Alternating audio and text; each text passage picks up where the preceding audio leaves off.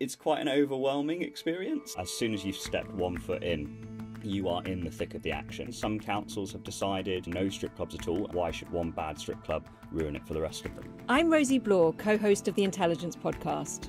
And I'm Rohan Banerjee. Today we're talking about the decline of strip clubs in Britain. And to listen to the whole episode, you can click the link in the description below.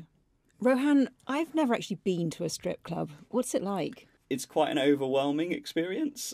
So I travelled to Sugar and Spice, which is a strip club in Norwich, which is a small city in the east of England. And on the outside, it's pretty unassuming. You wouldn't know that it was a sexual entertainment venue.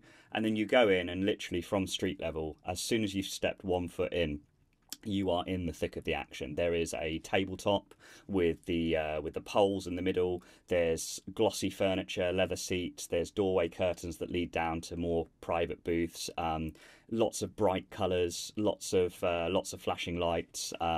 It's just you can be under no misapprehension that you're anywhere else. You are in a strip club very much straight away. But my experience of it was they were nothing but hospitable. They were nothing but hospitable and very warm and welcoming guests. Surely hospitality is their stock in trade. So you're not a regular aficionado of strip clubs. Who does go? No, I would say I was intellectually curious. That's the line that I'm going to tell my wife anyway. It's all sorts. I think there's a stereotype. People assume that strip clubs are sleazy, but actually they attract people from all walks of life, men and women. Sugar and Spice, I know, can count judges and surgeons among their clientele, and probably a few people who wouldn't want to admit that they go there, but do. Also, I think in many ways, strip clubs don't necessarily function just as strip clubs. They are also bars. It's not as strange as it might sound to somebody who's not been there very often. Like, it is somewhere that people would just go for a casual pint. It being a strip club is incidental.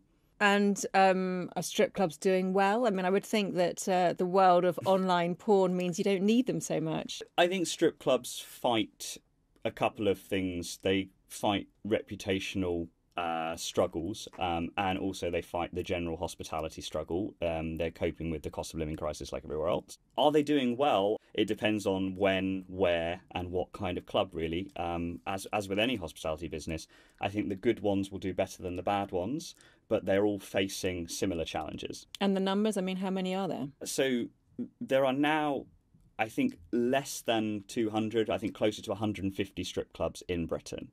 I think in England and Wales, 150. So I think strip clubs in their heyday, there were about 500 or so. So they have really gone down. Now, I don't think it's fair to say that they've all closed because of one singular reason, but it's been myriad things, whether that's been policy making, whether it's been changing safety attitudes, whether it's been new forms of entertainment, as you alluded to already, online pornography and so on. The ease with which you can see someone undressed now is a lot more expedient than it used to be. And you went to a strip club in Norwich. Why was that? Norwich had been at the centre of a strip club row for some time, which was Norwich City Council were effectively trying to legislate these businesses, not out of businesses, but they had introduced something called a nil cap policy, which was if one of them closed, it couldn't be replaced. So effectively, although it wasn't an outright ban, it was a sort of legislative step towards making these things get phased out over time. And just put that into the bigger picture of the UK at large. I mean, what's the strip club scene like in terms of restrictions and policies about what is and isn't allowed? So I think strip clubs, of course, as you would expect, tend to be larger in their numbers in cities rather than small towns. And I mean, maybe a small town might have one or two. Councils' responses to them have tended to vary on location to location. Some councils have decided, for whatever reason, that they would like to have fewer strip clubs or no strip clubs at all, and have kind of taken action as best they can to make sure that is the case, whether that's been phasing them out, introducing regulation, restrictions on performance, etc. And some places are a bit more collaborative and work with the clubs. Sounds to me like better regulation and fewer strip clubs is a good thing. If something requires regulation, then that regulation should ideally be a collaborative process. I think strip clubs, I don't think there is a one size fits all policy. Bad strip clubs exist, just as bad restaurants exist. But if a roadside kebab van that has poor health and safety doesn't affect opinions of the Ritz, then why should one bad strip club ruin it for the rest of them? Rohan, fascinating stuff. Thank you so much. Thank you.